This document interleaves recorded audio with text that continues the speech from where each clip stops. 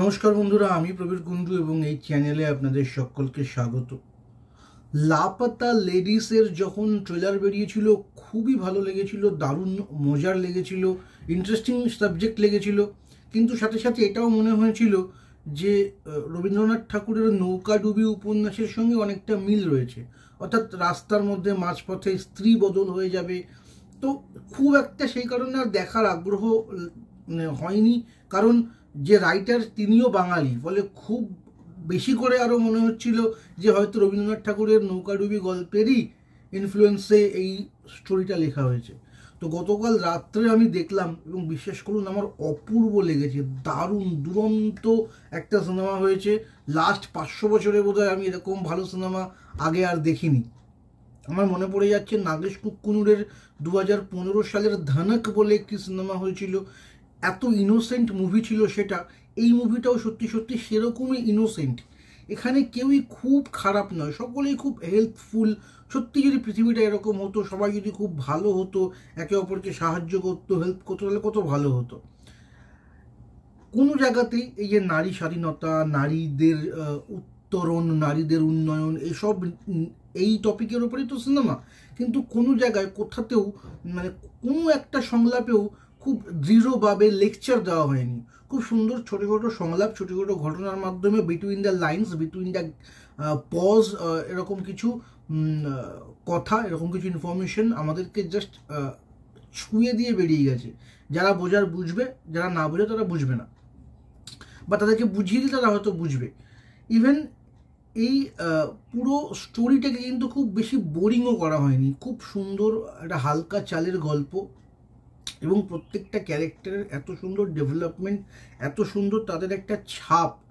যে খুব ছোট চরিত্র করছে, হয়তো পুরো সিনেমাতে তার দুটোর বেশি লাইন নেই, তাকেও না মনে থেকে যাবে, সেই ক্যারেক্টারটা খুব সুন্দরভাবে লেখাটা হয়েছে। তো দারুণ একটা আমার এক্সপিরিয়েন্স, খুব সুন্দর সিনেমা লেগেছে।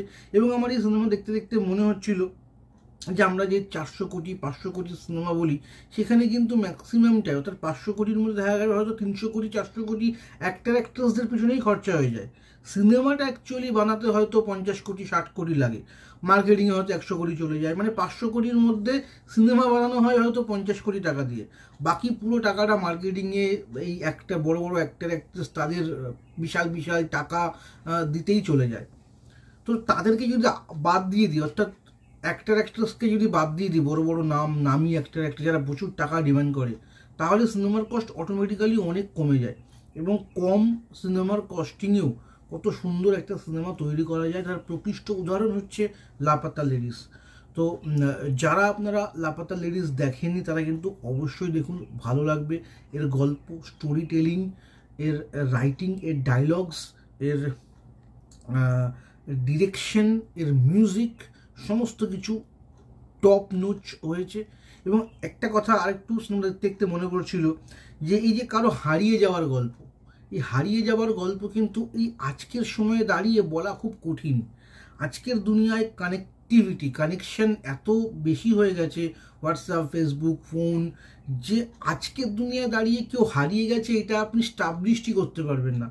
তাই হয়তো গল্পের প্রেক্ষাপটটাকে 2001, অর্থাৎ প্রায় 24 বছর আগে নিয়ে যাওয়া হয়েছে।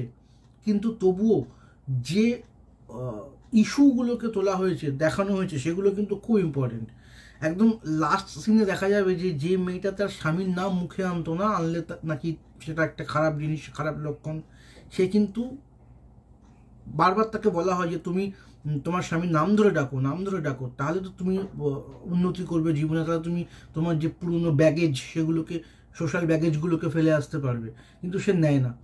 কিন্তু সে একটা এমন মোমেন্টে নামটা নেয় যেখানে যখন মনে পড়ে যে হ্যাঁ, নাম নেওয়াটা কতটা দরকার। বা ছোটো ছোটো মেয়েদের পেহচান, বা মেয়েদের যে একটা ফ্রড চলছে, এইগুলো দারুণভাবে খুব সুন্দরভাবে প্রেজেন্ট করা হয়েছে, খুব সুন্দর স্টোরিতে দেখানো হয়েছে। কোনো কিছু এমপ্যাসিস লাগে না, জোর করে বলা হয়নি। আমি আবার সেই বলছি, লাস্ট 500 বছরে বোধহয় এরকম ভালো সিনেমা দেখিনি। আমার খুব আফসোস হচ্ছে আমি সিনেমাটা কেন বড় পর্দায় গিয়ে দেখিনি। আমার ভুল ইন্টারপ্রিটেশন ছিল, আমার মনে হয়েছিল একটু স্লো হবে, একটু ওই গোড়া মার্কা সিনেমা হবে, কিন্তু না, দারুণ সিনেমা, প্রত্যেকের ভালো লাগবে। খুব লাইটফুল একটা ড্রামা হয়েছে, আমার দারুণ লেগেছে। আপনারা যান, গিয়ে দেখে আসুন, বা এখন আর কোথায় দেখবেন, যেভাবেও পারুন দেখে নিন। ধন্যবাদ, আজকে ভিডিও এই অবধি।